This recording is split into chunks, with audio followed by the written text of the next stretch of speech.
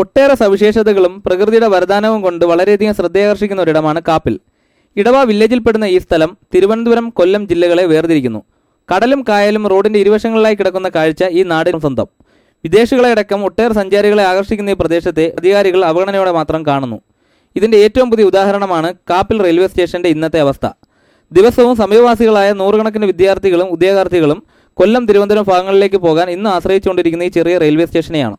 Signal സിസ്റ്റവും പ്രവർത്തിച്ചിരുന്നത് ഇവിടെയാണ്. എന്നാൽ റെയിൽവേ സ്റ്റേഷൻ എന്ന പദവി പടിപടിയായി എടുത്തു കളയാനാണ് അധികൃതരുടെ തീരുമാനം.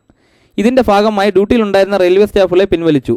ടിക്കറ്റ് കൗണ്ടർ പ്രവർത്തിപ്പിക്കാൻ വേണ്ടി മാത്രം ഒരു താൽക്കാലിക ഉദ്യോഗസ്ഥൻ. ഈ കാപ്പിൽ എന്ന ദേശം എന്ന് പറയുന്നത് ഈ ഒരു ഐലൻഡാണ്. ഞങ്ങൾക്ക് ഇവിടെ യാത്രാ സൗകര്യം, ഞങ്ങൾ ഒരു 50% യാത്രാ സൗകര്യം ഞങ്ങൾ ഡിപ്പെൻഡ് ചെയ്തിരുന്ന ഈ റെയിൽവേ സ്റ്റേഷൻ ഇവിടെ നിന്ന് പോയതുകൊണ്ട് ഞങ്ങൾക്ക് ഒരുപാട് ബുദ്ധിമുട്ടുകൾ അനുഭവിക്കുന്നുണ്ട്. ഒന്നും ഇത് പോയത് കാരണം വികസനം ഒന്നും ഇന്നില്ല. കാരണം ഈ കാപ്പിൽ എന്ന ദേശം പണ്ട് എങ്ങനെയായിരുന്നു അതിനെയും കാട്ടിയും ഓരോ ദിവസവും താഴ്ന്നു പൊയ്ക്കൊണ്ടിരിക്കുകയാണ്. നിലവിൽ യാത്രാ ടിക്കറ്റിൻ്റെ സംവിധാനം എങ്ങനെയാണ് ഇവിടെ? ഇപ്പോഴുള്ള യാത്രാ ടിക്കറ്റിൻ്റെ സംവിധാനം എന്ന് വെച്ചാൽ മിക്കവാറും ട്രെയിൻ വന്ന് നിൽക്കുമ്പോൾ മാത്രം ഒരാൾ വരുന്നു, ടിക്കറ്റ് തരുന്നു, പോകുന്നു. പലപ്പോഴും ചിലപ്പോൾ ട്രെയിൻ വന്ന് നിന്നതിന് ശേഷമായിരിക്കും ചിലപ്പോൾ ഈ കൗണ്ടറിൽ ആൾ വരുന്നത്. ആ കുഴപ്പമില്ല, കയറി പൊയ്ക്കുമോ എന്ന് പറയുന്ന ഒരു അവസ്ഥയിൽ വേറെ പലപ്പോഴും ഇവിടെ ഉണ്ടായിട്ടുണ്ട്.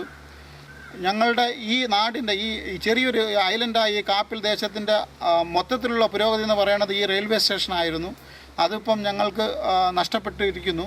ഇതിനെ നിലനിർത്താൻ വേണ്ടിയിട്ട് ഞങ്ങൾ പല മെമ്മോറാണ്ടം മന്ത്രിക്ക് അയച്ചു. ഇവിടുത്തെ റെയിൽവേ ഡിവിഷണൽ മാനേജർക്ക് മെമ്മോറാണ്ടം കൊടുത്തു, MP-ക്ക് കൊടുത്തു, MLA-ക്ക് കൊടുത്തു.